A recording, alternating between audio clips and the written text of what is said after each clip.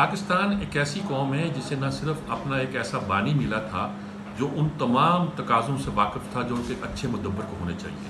بلکہ ایک ایسا فلسفی اور مفکر بھی ملا تھا علامہ اقبال کی شکل میں، جس نے ان کو راستہ دکھایا کہ ایک نیا ملک بنے گا، اس کا مقصد کیا ہوگا۔ یہ ایسے ہی ایک جغرافیائی اکائی نہیں ہوگی، بلکہ اس علاقے کے مسلمان اگر اکٹھے ہو جائیں تو یہ ان کے مسئلے کا ایک مکمل حل ہوگا۔ صرف مکمل حل ہی نہیں ہوگا ان کے مسئلے کا، بلکہ پورے سب کانٹیننٹ میں جو لوگ سمجھتے ہیں کہ یہ ایک قوم ہے، ان کی غلط فہمی بھی دور کر دی۔ انہیں بتا دیا کہ جغرافیائی بنیاد پر ہندوستان ایک قوم نہیں ہے اور مسلمانوں کے مسائل کا حل سوائے سے کچھ نہیں ہے، جمہوریت نہیں ہے، بلکہ یہ ہے کہ وہ ان کے اس خطوں پر جس پہ وہ ان کی اکثریت ہے وہاں ایک خطہ زمین قائم کیا جائے۔ یہ ایک لاجواب بات تھی، اس کے لیے انہوں نے اصول بھی وضع کر دیے، یعنی جن اصولوں کے مطابق انہوں نے یہ کہہ دیا کہ ریاست اور کلیسا اسلام میں الگ الگ نہیں ہے۔ گویا انہوں نے جس چیز کو سیکولرزم کہا جاتا ہے آج کے زمانے میں، اس سے ہٹ کر دوسری بات کی کہ ایک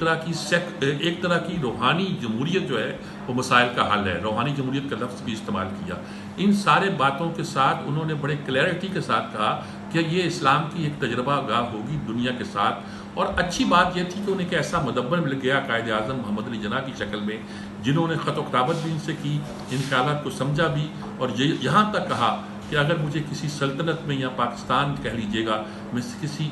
سلطنت میں اور اقبال میں سے کسی ایک کا انتخاب کرنا پڑے تو میں اقبال کا انتخاب کروں گا۔ شاید لفظ کچھ مختلف ہیں اس سے، لیکن اس کا مطلب یہ تھا کہ انہوں نے بڑی واضح ایک شکل بتا دی، اور یہ بھی بتا دیا کہ میرا مطلب کوئی ملائیت قائم کرنا نہیں ہے، کوئی مولویوں کی حکومت قائم کرنا نہیں ہے۔ میرا مقصد یہ ہے کہ ایک ایسی ماڈرن نیشن سٹیٹ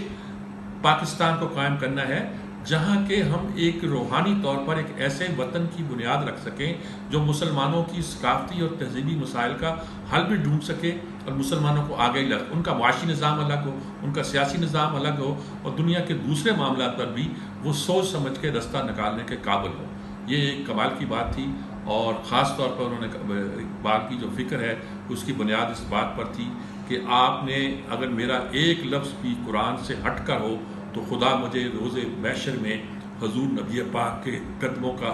بوسہ نصیب نہ کرنا۔ وہی لوگ سمجھ سکتے ہیں جو حضور سے اقبال کی محبت سے واقف ہیں۔ اور دوسری بات جو انہوں نے وضاحت کے ساتھ ان کے ہیں کہ قرآن پر ملک چلے گا، لیکن ملک چلانے قرآن کی تفہیم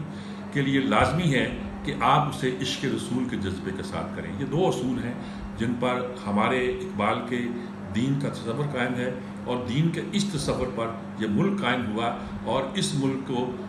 سیکولر نظریات کے تحت پرکھنا شاید کوئی مان نہیں۔